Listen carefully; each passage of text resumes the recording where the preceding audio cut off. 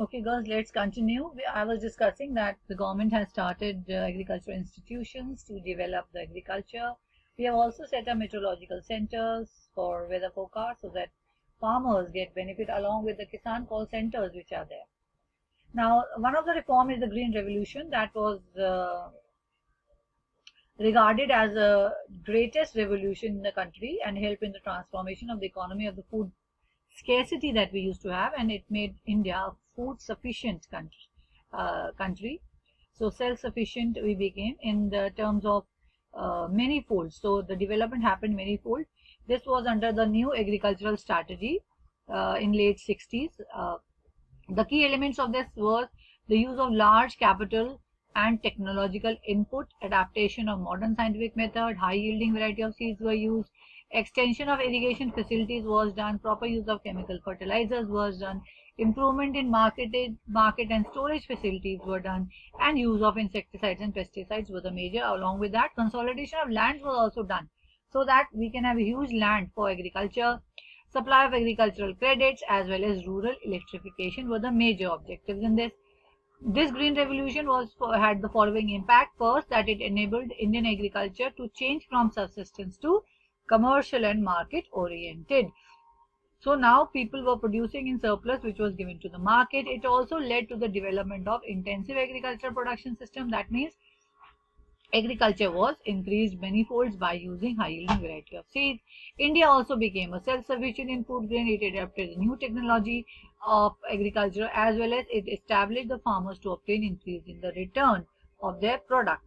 Therefore, it increased the rural prosperity. However, the present green revolution was this green revolution was criticized by the environmentalists, and the criticism was on the basis of vulnerability or vanishing of the biodiversity by use of lot of fertilizers, that is chemical fertilizers.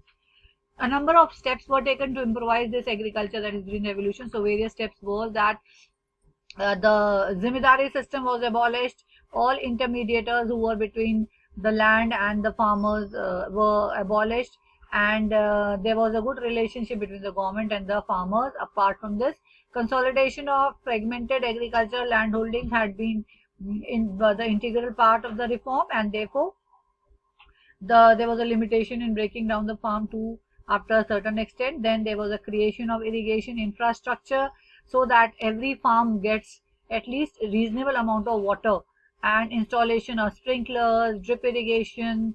Areas which were having less water, they were all provided irrigation at a subsidized rate. This was what government did for the farmers. Apart from this, under this scheme, government also announced minimum support price for the agricultural crops so that the farmers get adequate amount of money in return. They also made Krishi centers, soil research centers, so that government can help farmers to the grassroots level. They also provided subsidies for the fertilizers and also gave a balanced use of fertilizers, that is chemical and organic fertilizers, so that the chemical fertilizers should not cause pollution in the soil. Another policy was the National Agricultural Policy. Under this, the Union government has taken a step in which they wanted to improvise the agriculture. First of all, what did they do? They had their mission to increase the annual growth rate by over 4%. They also said that the private sector must participate in farming. Then they also had a wide coverage for the future markets to maximize the price rate fluctuation. They should not have a price rate fluctuation. Then the plant varieties were also introduced so that they get better outcrop. Animal husbandry, poultry, dairy farming were given an initiative so that people can have these products for their in their farm so that they can increase the income for the family. Then new location, specifically the economic viable improvement was given to people so that horticulture, that is horticulture means flower culture as well as orchards can be laid in areas which are now barren, and then they can increase the production.